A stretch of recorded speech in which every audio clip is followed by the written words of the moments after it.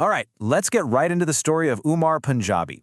He's a young, self-made millionaire Forex trader, and his journey, well, it's a wild mix of childhood trauma, high-stakes finance, and a really controversial choice to leave India for a tax-free life in Dubai. It's a fascinating look at what really drives a person to chase wealth, no matter the cost. And we're going to kick things off with this quote right here, because honestly, it captures his entire philosophy in a nutshell. For Umar, trading isn't some side hustle or a hobby.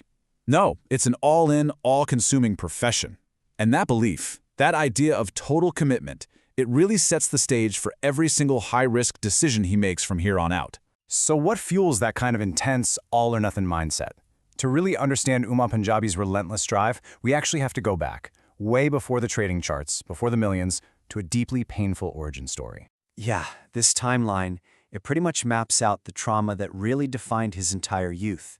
At just 12 years old, he sees his family fall apart and is suddenly forced out of his own home with his mom. They had to depend on relatives for help, and that help, well, it came with a heavy, heavy price to their dignity. And this right here, this was the core lesson he took away from all that humiliation. For him, it wasn't just about being poor. It was about being treated like you're less than human. And that experience forged this powerful belief in his mind. Money wasn't about buying nice things. It was the only way to be seen, to be respected, and to make absolutely sure his mother would never be treated that way again. Okay, so with that fire lit under him, Umar dives headfirst into the world of trading. But he very quickly slams into what he calls a system that's designed to hold people like him back: the Indian trading trap. He gets his start in the Indian stock market, right? But he almost immediately comes to this really stark conclusion.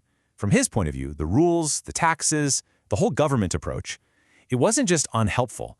He felt it was actively working against the success of small, independent retail traders. You know, guys like him. Now, to get his main complaint, we need to quickly talk about one key term: leverage. The easiest way to think about leverage is as the fuel of the market. It's what lets a trader use a small amount of their own cash to control a much, much bigger position. It magnifies everything: your potential profits, and, this is crucial, your potential losses. And this brings us to the absolute core of his argument against the Indian market. According to Umar, India is the only country in the world to have completely banned leverage for retail traders in its stock market. He argues that by taking away this fuel, the system basically makes it impossible for the little guy to compete or make any real money. And it wasn't just the leverage ban, you know? He saw this wider pattern. Forex trading, the biggest financial market on the planet, was declared illegal. Any profits you did manage to make got hit with huge taxes. And with crypto, they slapped on a massive 30% tax without any clear rules, which to him just screamed, tax first, ask questions later. So you can imagine, staring down all these roadblocks, Umar felt totally cornered. He believed that if he wanted to chase his dream of creating life-changing wealth, well, staying in India just wasn't going to cut it. He had to get out.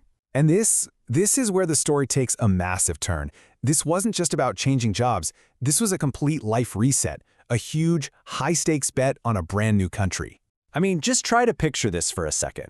You're 19. You've never even been on an airplane before, and you decide to pack up and move to a foreign country. The whole thing was sparked by a random meeting with an investment banker who saw something in him and just said, you should come to Dubai. And let's be crystal clear here. This wasn't some cushy corporate relocation with a nice package. There was no safety net.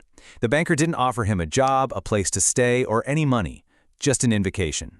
So Umar packed his own bags and funded the entire move himself, betting absolutely everything on his own ability to make it. So, what was the reward for taking such a monumental risk?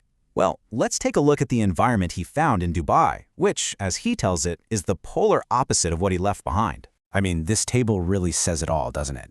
On every single point that matters to a trader, the two countries are just worlds apart. We're talking zero individual income tax, legal and regulated Forex trading. He saw Dubai as a place that was designed to attract and reward people who make money.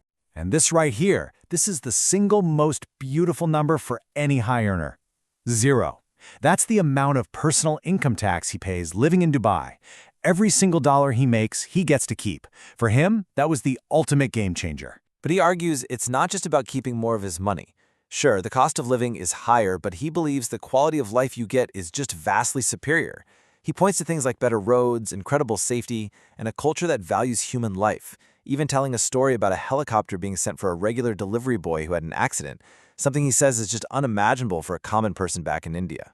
So this whole journey, leaving his home, moving to Dubai, it all connects right back to his core philosophy. This wasn't just a change of address. It was the real-world example of his high-risk, all-in approach to life. And this belief is absolutely central to how he thinks. For Umar, having a backup plan means you've already made peace with the idea of failing.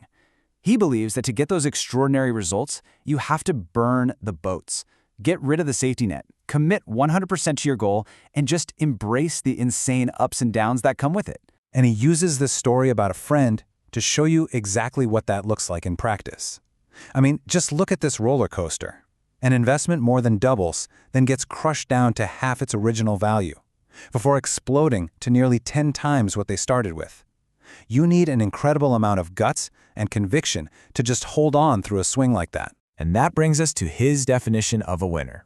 He argues that when you're faced with a problem, whether it's a huge trading loss or a system that's against you, losers get stuck complaining. They just want sympathy. But winners, they immediately accept the reality of it and shift all their energy into one thing: how do I fix this? And so, Umar Punjabi's story really leaves us with this one fundamental question. His whole journey, from a painful childhood to a tax-free life in Dubai, is built on this single principle: you have to bet it all. And it forces us to ask, does extraordinary success in these high-stakes games really require a mindset where you have to be willing to risk everything you have to get everything you want?